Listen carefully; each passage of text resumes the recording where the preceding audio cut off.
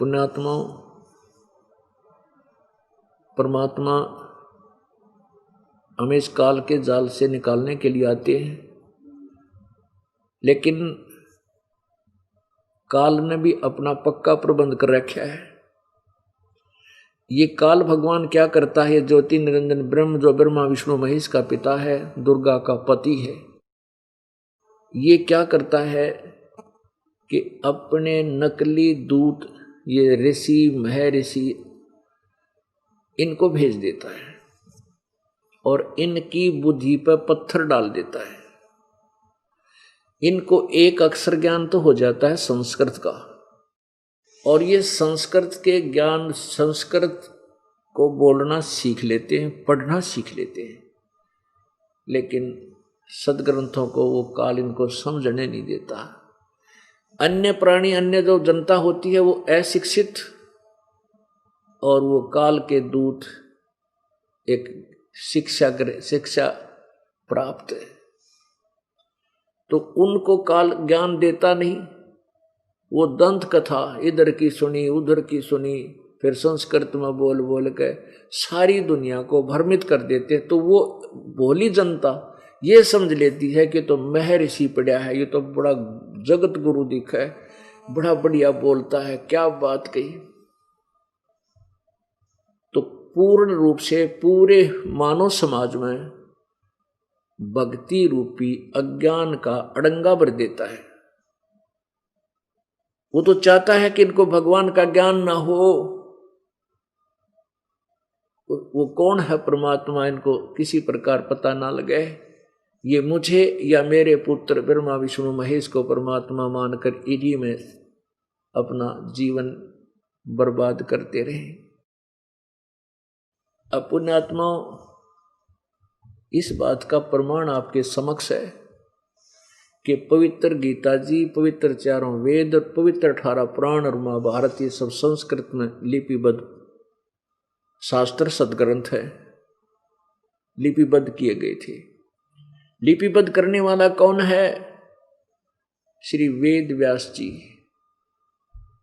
जिनको कृष्ण द्वैपायन भी बोलते हैं। और इन पुराणों को, इन वेदों को और गीता जी को 5500 वर्ष से ये अज्ञानी ऋषि महर्षि को हमें ब्राह्मण गुरु को हमें थे, ये पढ़ते हमें थे, पढ़े थे, औरों को भी पढ़ावे थे, और शिक्षा भी कहे थे कि नित्य गीता का एक पाठ कराया करो, एक अध्याय का। लेकिन किसी को कै खे का पता नहीं था इनमें लिखा क्या है, ये संदेश क्या दे रहे। ऐसा क्यों था कि काल भगवान ने सबकी बुद्धि ऑफ कर दी, इनके अज्ञान रूपी मोतिया बंद कर दिया, जिस कारण से ये विद्वान नजर आवे थे, पर विद्वान कति नहीं थे, 1% भी विद्वान नहीं थे। इनको ज्ञान ही नहीं था, ना ब्रह्मा जी को ज्ञान, ना विष्णु जी को ज्ञान, ना शिव जी को ज्ञान। फिर ये ऋषि महर्षि, इनके पुजारी नीचे जो आके यहाँ ये प्रभु पाक रहे थे, स्वामी महर्षि कुआं थे, इनको तो कहाँ से ज्ञान होना था। अब पुण्यात्मा, यहाँ थोड़ी सी बात गड़बड़ हो जाती है कि ये दास ब्रह्मा विष्णु महेश को ये कहे कि इनको ज्ञान नहीं था, और इन वशिष्ठ मुनि जैसों को भी ज्ञान नहीं था, नारद जी जैसों को भी ज्ञान नहीं था, और विश्वामित्र जैसों को भी, भारद्वाज जैसों को भी ज्ञान नहीं था। तो पुण्यात्मा, जिस रंग में हिंदू समाज रगा हुआ है, कति स्वीकार नहीं करे, और इस दास को न्यू सोचा है तो कति मेंटल आदमी है, जो किसी महापुरुषों को कह कर इनको ज्ञान नहीं है और अपने आप को विद्वान सिद्ध करना चाहता है। नहीं, दास का कति प्रयत्न नहीं है, और न ही कोई महिमा की भूख है, क्योंकि महिमा इसमें हो ही नहीं सकती। वो तो मूर्ख और अज्ञानी सोचेगा कि मैंने न्यू कर दिया, मैंने ये ज्ञान दे दिया। यो ज्ञान तो परमात्मा ने पहले सदग्रंथों में लिखा हुआ है, ना हमारा बनाया हुआ, और ना हम बनावांगे वो ज्ञान नहीं, क्योंकि वेदों के विरुद्ध होगा। अगर हम वेदों वाला ही कहते हैं तो वेदों में लिखा है, गीता जी में लिखा ही है, तो उस ज्ञान को समझना हमारा काम है और समझाना प्रभु का कबीर परमेश्वर की दया से हमारी बुद्धि ऑन होगी, हमारा आंख वो अज्ञान रूपी मोतियाबिंद का ऑपरेशन हो गया, अब मुझे दिखाई देने लग गया। और यहाँ एक हॉस्पिटल बना दिया बरवाड़ा में सबके मोतियाबिंद के ऑपरेशन करने का, यानी आपका भी अज्ञान रूपी मोतियाबिंद का यहाँ ऑपरेशन होगा और कितने पृथ्वी पर नहीं है। अब यहाँ थोड़ा सा प्रसंग है तो इसको कुछ प्रमाण देने पड़ेंगे। बगैर प्रमाण के ये शब्द जो दास के मुख से निकले हैं कि ब्रह्मा विष्णु महेश और ये ऋषि महर्षि अज्ञानी थे, तो एक बार तो श्रद्धालु ये समझेंगे कि ये बहुत कड़वी बात कह रहा है, ऐसे वचन नहीं बोलने चाहिए इस संत ने। पुण्यात्माओं, सत कड़वी होती है और कड़वी बिना, जैसे कुनीन एक औषधि होती है, गोली होती है कुनीन की, और वह खूब कड़वी होती है और वो खानी पड़ेगी, उसके खाए बिना वो रोग कटे नहीं। तो ये सत कड़वी है, इतनी कड़वी है कुनीन जैसी, लेकिन एक बार इसने ग्रहण कर लेना, इसको गले से उतर जाने देना, फिर देखना ये कैसे रंग लाओगी। अब आपको ये इसलिए ये कुनीन आपको स्वीकार कराने के लिए अब उदाहरण देता है दास। ये है श्रीमद् देवी भागवत, ये दास की बनाई हुई नहीं है, वेद व्यास जी की लिखी हुई है, इन ब्राह्मणों का अनुवाद किया हुआ है ऋषियों का। दास तो आपका पढ़कर सुना होगा, इसमें क्या लिखा है ये देखो। ये है गीता प्रेस गोरखपुर से प्रकाशित है, श्रीमद् देवी भागवत, संपादक हनुमान प्रसाद पोदार, चमनलाल गोस्वामी। इसके 28 पृष्ठ पर देखो, ये पहला स्कंद है, पृष्ठ 28, या नीचे आइए। नारद जी ने कहा, महाभाग व्यास जी। अब व्यास जी ने नारद से पूछा था, तो नारद जी कह रहे हैं, महाभाग व्यास जी, तुम इस विषय में जो पूछ रहे हो ठीक यही प्रश्न मेरे पिताजी भगवान श्री हरि से किया था। मेरे पिताजी ने यानी ब्रह्मा जी ने, नारद जी कह रहे मेरे पिता यानी ब्रह्मा जी ने भगवान श्री हरि यानी विष्णु जी से किया था। देवादि देव भगवान जगत के स्वामी हैं, लक्ष्मी जी उनकी सेवा में उपस्थित रहती है, दिव्य कौस्तुमणि उनकी शोभा बढ़ाती हैं, वे शंख चक्र और गदा लिए रहते हैं, पीताम्बर धारण करते हैं, 4 भुजाएं हैं, आज श्री वक्षस्थल पर श्री वस्त्र का चिन्ह चमकता है, वे चराचर के जगत के आश्रय दाता हैं, जगत गुरु और देवता के भी देवता हैं। ऐसे जगत प्रभु भगवान श्री हरि यानी विष्णु जी महान तप कर रहे थे, उनकी समाधि लगी थी। यह देखकर मेरे पिताजी ब्रह्मा जी को बड़ा आश्चर्य हुआ। अतः उन्होंने उनसे यानी विष्णु जी से जानने की इच्छा प्रकट की। ब्रह्मा जी ने पूछा, प्रभु आप देवताओं के अध्यक्ष, जगत के स्वामी और भूत भविष्य एवं वर्तमान सभी जीवों के एकमात्र शासक हैं। ब्रह्मा जी कह रहे हैं विष्णु जी को, भगवान फिर आप क्यों तपस्या कर रहे हैं और किस देवता की यानी किस भगवान की आराधना में ध्यान मगन है।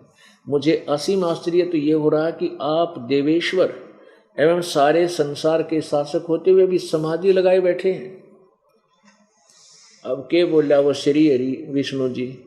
ब्रह्मा जी के विनीत वचन सुनकर भगवान श्री हरि कहने लगे, ब्रह्मन सावधान होकर सुनो, मैं अपने मन का विचार व्यक्त करता हूँ। अब ज्यादा ना सुना के आपको इतना बताता हूँ, ये देखिएगा क्या कहता है भगवान विष्णु के, मुझे सब प्रकार से शक्ति के अधीन होकर रहना पड़ता है, उन्हीं भगवती शक्ति का मैं निरंतर ध्यान किया करता हूँ, यानी मैं दुर्गा की पूजा करता हूँ।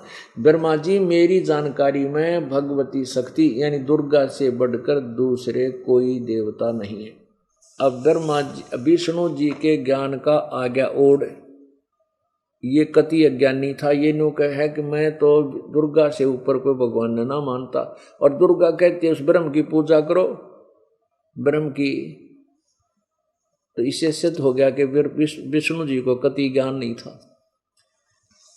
आगे देखो, अब देखो 562 पृष्ठ पे इसी पवित्र देवी भागवत महापुराण के 562 पृष्ठ पे देवी क्या कह रही है। यह है 7वां स्कंद और पृष्ठ 562 562। देवी द्वारा हिमालय को ज्ञानोपदेश, ब्रह्म स्वरूप का वर्णन। देवी जी कहने लगी, पर्वतराज, उस ब्रह्म का क्या स्वरूप है यह बतलाया जाता है, जो प्रकाश स्वरूप सबके अत्यंत समीप में स्थित, हृदय रूप गुहा में स्थित होने के कारण गुहाचर नाम से प्रसिद्ध और महान पद अर्थात परम प्राप्य है। वह, ये 36वां अध्याय है 7वें स्कंद का। वह समस्त प्रजा के ज्ञान से परे है और किसी की बुद्धि में आने वाला नहीं है, यह तुम जानो। जो भी है आगे देखो। वह परम प्रकाश रूप है, सूक्ष्म से अत्यंत सूक्ष्म है, जिसमें संपूर्ण लोक और उन लोकों में निवास करने वाले प्राणी स्थित हैं। वही ये अक्षर ब्रह्म है और वही प्राण सबके प्राण है, वही सबकी वाणी है और वही सबके मन है। वह है यह परम सत्य और अमृत अविनाशी तत्व सौम्य है। सौम्य, उस वेदने योग लक्ष्य का तुम वेदन करो, यानी उस ब्रह्म की साधना करो, मन लगाकर उसमें तन्मय हो जाओ। सौम्य उपनिषदों में कथित। अब देखो इस दुर्गा की बुद्धि देख लो, ये क्या कहने लगी थी यहाँ पर कि जो परम प्रकाश रूप है, जो सूक्ष्म से अत्यंत सूक्ष्म है, जिसमें संपूर्ण लोक और उन लोकों में निवास करने वाले प्राणी स्थित हैं, वह अक्षर ब्रह्म है। और वही सबके, यहाँ अक्षर ब्रह्म बोल रही है, देखना आगे, वही सबके प्राण है, वही सबकी वाणी है और वही सबके मन है, वही परम सत्य और अमृत अविनाशी तत्व है। सौम्य, उस वेदने योग लक्ष्य का तुम वेदन करो, मन लगाकर उसमें तन्मय हो जाओ। सौम्य, उपनिषदों में कथित महान अस्त्र रूप धनुष लेकर उस पर उपासना द्वारा तीक्ष्ण किया हुआ बाण संधान करो और फिर भावनागुप्त चित्त के द्वारा उस बाण को खींचकर उस अक्षर रूप ब्रह्म को तुम लक्ष्य बनाकर वेदन करो। परवण पर ओम धनुष है, या कह रहे हैं, देखो यहां से शुरू करा था अक्षर ब्रह्म, और यहां आके खड़ी होगी, या देखिए कहते उसका ओम तो नाम है, ओम तो धनुष है, जीवात्मा बाण है और ब्रह्म को उसका लक्ष्य कहा जाता। ब्रह्म को लक्ष्य बना। यहां क्या कह रही है कि उस अक्षर ब्रह्म को ही तो लक्ष्य देखो तीसरी लाइन पे बदल गई।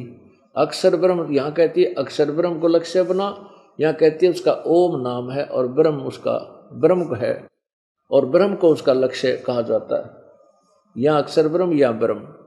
आगे देखो, यहां देखते हैं वह कहाँ रहता है ब्रह्म, वह सबका आत्मा ब्रह्म, ब्रह्मलोक रूप दिव्य आकाश में स्थित है।